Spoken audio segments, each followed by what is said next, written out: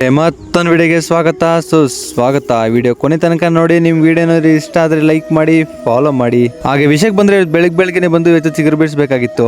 ಚಿಗುರುಗಳು ಯಾಕೆ ಬಿಡಿಸಬೇಕು, ಅದರಿಂದ ಬರೋ ಲಾಭ ಏನಿದೆ ಅಂತ ನಿಮ್ಗೆ ಇಷ್ಟೊತ್ತಿಗೆ ಡೌಟ್ ಬಂದಿರಬಹುದು. ಆ ಒಂದು ಡೌಟ್ ನ ಇವತ್ತು ನಾನು ಕ್ಲಾರಿಫೈ ಮಾಡ್ತೀನಿ. ಈ ರೇಷ್ಮೆ ಮೊದ್ಮೇಲೆ ಇರೋಂಥ ದೊಡ್ಡ ಸೊಪ್ಪೆಲ್ಲ ಬಿಟ್ಬಿಟ್ಟು ಮತ್ತೆ ಚಿಕ್ಕ ಸೊಪ್ಪೆಲ್ಲ ಕಿತ್ತಾಗಬೇಕಾಗುತ್ತೆ. ಈ ಸೊಪ್ಪನ್ನ ನಾವು ಜಲ್ಲಿ ಸೊಪ್ಪು ಅಂತಾನು ಕರಿತೀವಿ, ಮತ್ತೆ ಚಿಬ್ರು ಸೊಪ್ಪು ಅಂತ ಕರಿತೀವಿ. ನಿಮ್ ಕಡೆ ಏನಂತ ಕರೀತಾರಂತೆ ಕಮೆಂಟ್ ಮಾಡಿ. ಯಾಕೆ ಇಳ್ಬೇಕು, ಅದರಿಂದ ಬರೋ ಲಾಭ ಏನಿದೆ ಅಂದ್ರೆ ನಾವು ಬಿಡುವಂತ ನೀರು ಮತ್ತೆ ಹಾಕುವಂತ ಗೊಬ್ಬರ ಕೆಳಗಡೆ ಇದ್ದಂತ ಜಲಿ ಸೊಪ್ಪೆ ತಿಂದಾಕತ್ತೆ, ಮೇಲೆ ಹೋಗಕ್ಕೆ ಬಿಡೋದೇ ಇಲ್ಲ ಸಾರಾಂಶನ. ಈ ಒಂದು ಕಾರಣಕ್ಕೆ ನಮ್ಮ ಪ್ರತಿಯೊಂದು ತೋಟದಲ್ಲಿ ಚಿಗುರು ಬಿಡಿಸ್ತೀವಿ. ಮತ್ತೆ ಬಿಡಿಸಿರೋಂತ ಸೊಪ್ಪೇನು ವೇಸ್ಟ್ ಆಗೋದಿಲ್ಲ, ಎತ್ಕೊಂಡೋಗಿ ಹಸುಗಳು ಕೂಡ ಹಾಕೋಬಹುದು.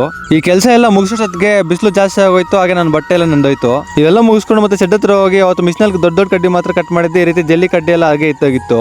ಕುಡ್ಗಳು ಎತ್ಕೊಂಡು ಈ ರೀತಿ ಹೊಡಿತಾ ಹೋಗ್ಬೇಕಾಗಿತ್ತು ಆ ಜಲ್ಲಿ ಕಡ್ಡಿನ. ಇದು ಇಬ್ಬರಿಂದ ಮಾಡೋ ಕೆಲಸ ಅಲ್ಲ, ಅದಕ್ಕೆ 3 ಜನ ಕೂಲಿಯವರು ಸಹ ಬಂದಿದ್ರು. ಈ ಕೆಲಸ ಎಲ್ಲ ಮುಗಿಸ್ಕೊಂಡು ಮತ್ತೆ ಸುಂದ್ರಪಾಳ್ಯ ಕಡೆ ಹೋಗಿ ಒಂದು 3 ಲೀಟರ್ ಪೆಟ್ರೋಲ್ ತಗೊಂಡು ಹಾಗೆ ಬಂದಿರೋಂತ ಕೂಲಿಯವರಿಗೆ ಎಲ್ಲರಿಗೆ ತಗೊಂಡು ಮತ್ತೆ ಅಂಗಡಿ ಹತ್ರ ಹೋಗ್ಬೇಕಾಗಿತ್ತು. ಅಂಗಡಿ ಹತ್ರ ಹೋಗಿದ ತಕ್ಷಣ ಫಾರ್ಮಲ್ ಪ್ಯಾಕೆಟ್ ಒಂದು 4, ಮತ್ತೆ 1 kg ಬ್ಲೀಚಿಂಗ್ ಪ್ಯಾಕೆಟ್ ಒಂದು 2, ಮತ್ತೆ ಸೆರಿಪಿಟ್ ಒಂದು 3, ಮತ್ತೆ 5 kg ಬ್ಲೀಚಿಂಗ್ ಒಂದು 2 ಹಾಕೊಂಡು ಮತ್ತೆ ನಾನು ಶೆಡ್ ಕಡೆ ಬಂದೆ.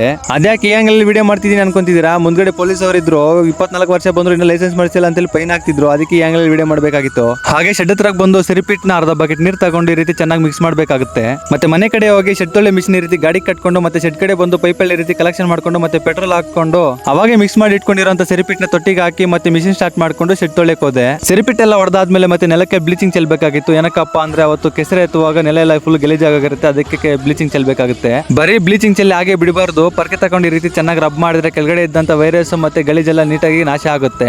ಈ ಕೆಲಸ ಎಲ್ಲ ಮುಗಿಸ್ಕೊಂಡು ಮತ್ತೆ ಮಿಷಿನ್ ಎತ್ತಿ ಒಳಗಡೆ ಇಟ್ಟು ಶೆಡ್ ಎಲ್ಲ ಬೀಗ ಹಾಕಿ ಆಚೆಗೆ ಬರೋದು ನೋಡೋಷ್ಟೊತ್ತಿಗೆ ಸಾಯಂಕಾಲ ಆಗೋಗಿತ್ತು. ಇವತ್ತಿನ ದಿನಚರಿ ಅಷ್ಟೇ. ಮತ್ತೊಂದು ವಿಡಿಯೋ ಸಿಗೋಣ. Love you.